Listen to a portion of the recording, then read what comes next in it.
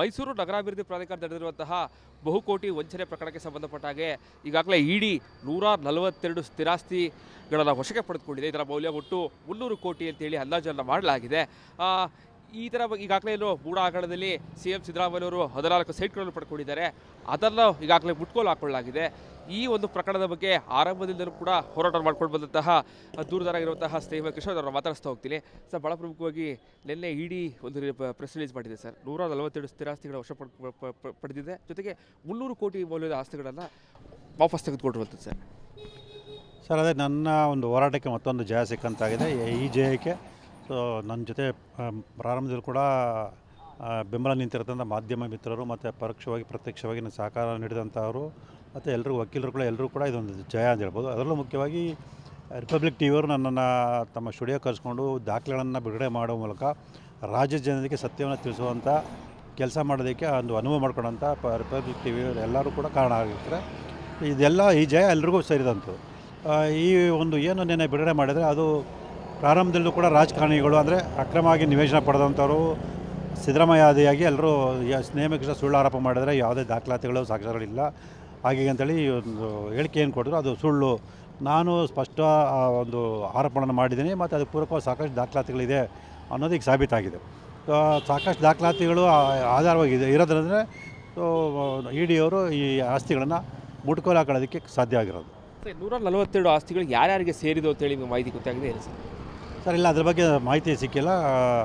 ಅದು ಮುಂದಿನ ದಿನಗಳಲ್ಲಿ ಗೊತ್ತಾಗಿದೆ. ಯಾಕಂದರೆ ಮುಟ್ಕೋಲು ಹಾಕಿರೋ ಆದೇಶನ ಅವರು ಸಂಬಂಧಪಟ್ಟ ಇಲಾಖೆಗೆ ಕೊಟ್ಟಾಗ ಆ ಮಾಹಿತಿ ನಮಗೆ ಲಭ್ಯ ಆಗ್ಬೋದು.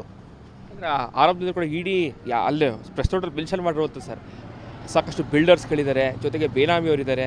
ಸೊ ಈ ಅವರ ಆಸ್ತಿಗಳೆಲ್ಲ ಮುಟ್ಕೋಲು ಹಾಕ್ಕೊಂಡಿದ್ದೀವಿ ಅಂತೇಳಿ ಸರ್, ನಾನು ದೂರಲ್ಲಿ ಅದನ್ನೇ ದಾಖಲೆ ಮಾಡಿದ್ವಿ. ರಾಜಕಾರಣಿಗಳು ಮತ್ತು ಪ್ರಭಾವಿ ವ್ಯಕ್ತಿಗಳು ಅವ್ರ ಕುಟುಂಬದ ಹೆಸರಲ್ಲಿ ಅಥವಾ ಬೆನಾಮಿ ಹೆಸರಲ್ಲಿ ಆಸ್ತಿಗಳನ್ನು ಮಾಡಿದ್ದಾರೆ ಅನ್ನೋದೇ ಕಾರಣದಿಂದಲೇ ಬೆನಾಮಿ ಕಾಯ್ದೆ ಅಡಿಯಲ್ಲಿ ಪ್ರಕರಣ ದಾಖಲೆ ಮಾಡಿರೋದು. ಹಾಗಾಗಿ ಇದು ಅದು ನಿಜ ಅಂತೇಳಿ ಈಗ ಸಾಬೀತಾಗಿದೆ. ಅಂದರೆ ರಾಜಕಾರಣಿಗಳಿರ್ಬೋದು ಅಥವಾ ಪ್ರಭಾವಿ ಅಧಿಕಾರಿಗಳಿರ್ಬೋದು ಬೆನಾಮಿ ಹೆಸರಲ್ಲಿ ಆಸ್ತಿಗಳು ಮಾಡಿರೋದು ಸ್ಪಷ್ಟವಾಗಿ ದಾಖಲೆ ಸಮೇತ ಕಂಡು ಬಂದಿರೋದ್ರಿಂದ ಇಡಿಯವರು ಆ ಆಸ್ತಿಗಳನ್ನು ತಾತ್ಕಾಲಿಕ ಮುಟ್ಕೋಲು ಹಾಕ್ಕೊಂಡಿರೋದು. ಸರ್, ಮೈಸೂರಲ್ಲೂ ಕೂಡ ಸಾಕಷ್ಟು ಇಡಿ ರೇಡ್ ಆಗಿತ್ತು ಸರ್. ಅವರ ಆಸ್ತಿ ಅಂದರೆ ಭಾಳ ಸ್ಪಷ್ಟವಾಗಿ ಮೆನ್ಷನ್ ಮಾಡಿರುವಂಥದ್ದು ಈ ಹಿಂದಿನ ಆಯುಕ್ತರಾಗಿದ್ದಂತಹ ದಿನೇಶ್ ಕುಮಾರ್ ಅವರು ಕೂಡ ಇದರಲ್ಲಿ ಸಾಕಷ್ಟು ಅಕ್ರಮವಾಗಿದ್ದಾರೆ. ಜೊತೆಗೆ ಅವರ ರಿಲೇಟಿವ್ಸ್ ಹೆಸರು ಕೂಡ ಪ್ರಸ್ತಾಪ ಮಾಡಿದ್ದಾರೆ ಸರ್. ಅಲ್ಲ, ಅದನ್ನೇ ಸರ್.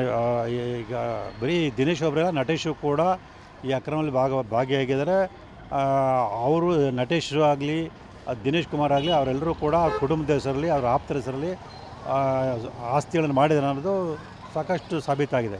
ಸೊ ಈಗಾಗಲೇ ನಟೇಶ್ ಅವರ ಹೆಂಡತಿ ಶ್ರೀಮತಿ ರಶ್ಮಿಯವರವರು ಹೆಸರಿನಲ್ಲಿ ವ್ಯವಹಾರ ಮಾಡಿರೋಂಥದ್ದು ದಾಖಲೆಗಳ ಸಮೇತ ನಾನು ದೂರನ ಈಗಾಗಲೇ ಕೊಟ್ಟಿದ್ದೀನಿ. ಆದರೂ ಕೂಡ ಅವತ್ತು ದಾಳಿ ಮಾಡೋ ಸಂದರ್ಭದಲ್ಲಿ ಕೂಡ ಈ MMG ಕನ್ಸ್ಟ್ರಕ್ಷನ್ ಇರ್ಬೋದು, ಜೊತೆಗೆ ರಾಕೇಶ್ ಪಾಪಡ್ ಅವರು ಇರ್ಬೋದು, ಇವರ ಮೇಲೆಗಳು ದಾಳಿ ಆಗಿತ್ತು. ಅವರ ಆಸ್ತಿಗಳೆಲ್ಲ ವಶಕ್ಕೆ ತಗೊಂಡಿದ್ದಾರೆ ಹೇಗೆ ಸರ್ ಅಂತ? ಸರ್, ಗೊತ್ತಿಲ್ಲ ಸರ್. ಅದು ಅದೇ ದಾಖಲಾತಿ ಸಿಕ್ಕಿದ ಮೇಲೆ ಗೊತ್ತಾಗುತ್ತೆ ಯಾವ್ಯಾವ ಆಸ್ತಿಗಳನ್ನ ಮುಟ್ಕೋಲು ಹಾಕೊಂಡಿದ್ದಾರೆ ಅನ್ನೋದು ಮುಂದಿನ ದಿನಗಳಲ್ಲಿ ಗೊತ್ತಾಗುತ್ತೆ. ಸೊ ಈಗ ತಾತ್ಕಾಲಿಕ ಅನುಮಾನ ಬಂದೇ ಬರುತ್ತೆ. ಯಾರು ದಾಳಿ ಮಾಡಿ ದಾಖಲೆಗಳನ್ನು ವಶಪಡಿಸ್ಕೊಂಡಿದ್ರು ಆ ದಾಖಲೆಗಳ ಆಧಾರದ ಮೇಲೆ ಬಹುಶಃ ಆ ಸ್ವತ್ತುಗಳನ್ನು ತಾತ್ಕಾಲಿಕ ಮುಟ್ಕೋಲು ಹಾಕೊಂಡಿರ್ಬೋದು ಅಂತೇಳಿ ಒಂದು ಹೇಳ್ಬೋದು. ಸರ್, ಇದು ಎಷ್ಟು ಪರ್ಸೆಂಟ್ ಅಂದರೆ ಸಾವಿರಾರು ಕೋಟಿ ಹಗರಣ ಆಗಿದೆ ಅಂತ ಹೇಳ್ತಾರೆ ಸರ್. ಈಗ ಜಸ್ಟ್ ಬರೀ 300 ಕೋಟಿ ಎಷ್ಟು ರೂಪಾಯಿದ್ದು ವಶಕ್ಕೆ ತಗೊಂಡಿರುತ್ತೆ ಸರ್. ಇದು ನೆಕ್ಸ್ಟ್ ಪ್ರೊಸೀಜರ್ ಹೇಗಿರುತ್ತೆ ಸರ್ ಅಂತ? ಸರ್, ನನಗೆ ಇರೋ ಅನುಮಾನದ ಪ್ರಕಾರ ಇದು ಬಹುಶಃ 10% ಅಂತ ಹೇಳ್ಬೋದು. ಇನ್ನೂ 90% ಆಸ್ತಿಗಳನ್ನು ಮುಟ್ಕೋಲು ಹಾಕೊಳ್ಳೋವಂಥದ್ದು. ಆದರೆ ಈ ಕೇವಲ 142 ನಿವೇಶನ ಸಂಬಂಧಪಟ್ಟಂತೆ 300 ಕೋಟಿ ಬೆಲೆ ಬಾಳುತ್ತೆ ಅಂತಂದರೆ ಇನ್ನೂ ಸಾವಿರಾರು ನಿವೇಶನಗಳನ್ನು ಅಕ್ರಮ ಪಡೆದಿದೆ ಅಂತೇಳಿ ನಾವು ಈಗಾಗಲೇ ಹೇಳಿದ್ದೀನಿ. ಅದರ ಆ ನಿವೇಶನ ಮೌಲ್ಯನ ಹಾಕಿದಾಗ ಸಾವಿರಾರು ಕೋಟಿಗಳ ವ್ಯವಹಾರ ನಡೆದ್ರೆ ಸ್ಪಷ್ಟವಾಗಿ ಕಂಡುಬರುತ್ತೆ. ಅದಲ್ಲ, ಆದರೆ ಈಗ ಇದು ಮುಟ್ಕೋಲು ಹಾಕಿದ್ರೆ ತಾತ್ಕಾಲಿಕವಾಗಿ ಮುಟ್ಕೋಲು ಅಂತ ಹೇಳಿದರೆ ಸರ್, ಆ ಪ್ರೊಸೀಜರ್ ಹೇಗಿರುತ್ತೆ ಸರ್ ಅಂತ? ಸರ್, ಈಗ ತಾತ್ಕಾಲಿಕ ಮುಟ್ಕೋಲು ಹಾಕೊಂಡಿದ್ರೆ ತನಿಖೆ ಎಲ್ಲ ಮುಗಿದ ನಂತರ, ವಿಚಾರಣೆ ಮುಗಿದ ನಂತರ ಅದು ಆರೋಪ ಸಾಬೀತು ಆದ ನಂತರ ಅದು ಶಾಶ್ವತವಾಗಿ ಮುಟ್ಕೋಲು ಹಾಕೊಳ್ಳೋಂತಂದರೆ ಮೈಸೂರು ನಗರಾಭಿವೃದ್ಧಿ ಪ್ರಾಧಿಕಾರಕ್ಕೆ ವಾಪಸ್ ಕೊಡುವಂಥದ್ದು ನಡೆಯುತ್ತೆ ಅನಿಸುತ್ತೆ. ಅಂದರೆ 50-50 ಯಾರೆಲ್ಲ ಸೈಟ್ ತಗೊಂಡಿದ್ದಾರೆ ಅವ್ರದ್ದು ಎಲ್ಲರದ್ದು ಕೂಡ ವಾಪಸ್ ಆಗುತ್ತೆ ಸರ್?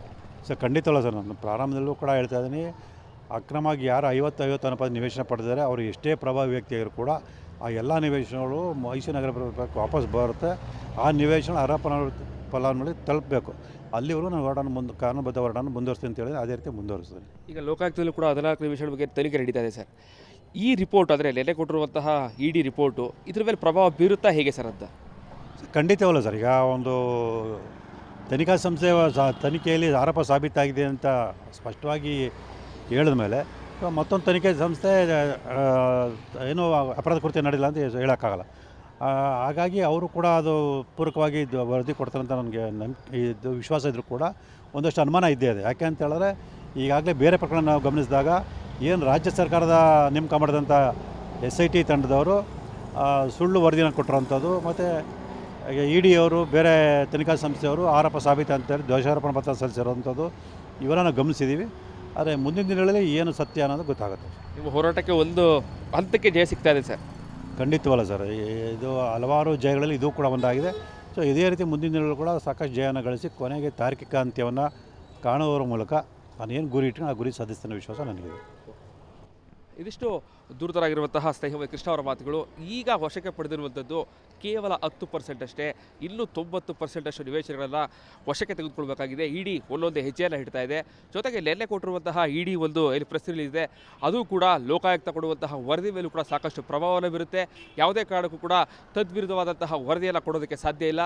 ಸೊ ಹೀಗಾಗಿ ನನ್ನ ಹೋರಾಟಕ್ಕೆ ಒಂದು ಹಂತದ ಜಯ ಸಿಗ್ತಾ ಇದೆ. ಇದಕ್ಕೆ ರಿಪಬ್ಲಿಕ್ ಕನ್ನಡ ಕೂಡ ಧನ್ಯವಾದ ಕೂಡ ಸಲ್ಲಿಸುತ್ತೇನೆ ಅಂತೇಳಿ ಈಗಾಗಲೇ ದೂರದಾರ ಸ್ನೇಹಿತ ಕೃಷ್ಣ ಅವರು ಕೂಡ ಹೇಳ್ತಾ ಇದ್ದಾರೆ. ಕ್ಯಾಮ್ರಾ ಪರ್ಸನ್ ಸಚಿನ್ ಜೊತೆಗೆ ವಿನೋದ್ ಪಡವಾರ, ರಿಪಬ್ಲಿಕ್ ಕನ್ನಡ, ಮೈಸೂರು. ನಮಸ್ಕಾರ, ಕರ್ನಾಟಕ ಪ್ರೈಮ್ ಟೈಮ್ಗೆ ಸ್ವಾಗತ. ನಾನು Jayaprakash Shetty.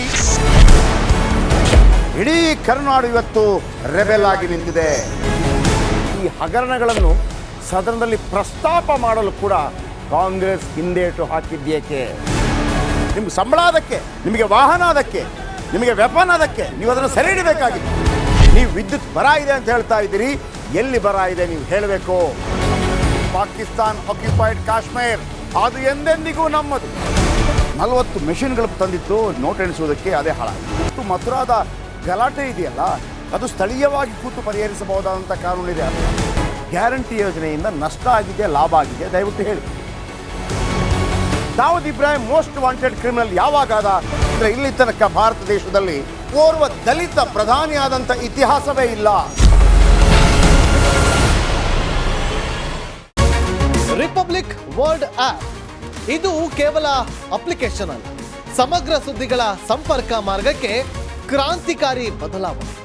Republic world app ಕೇವಲ ಸುದ್ದಿ ಅಪ್ಲಿಕೇಶನ್ ಅನ್ನ ಪರಿಚಯ ಮಾಡ್ತಾ ಇಲ್ಲ, ಬದಲಾಗಿ ಡಿಜಿಟಲ್ ಸುದ್ದಿ ಬಳಕೆಯ ಹೊಸ ಯುಗಕ್ಕೆ ನಾಂದಿ ಹಾಡ್ತಾ ಇದೆ.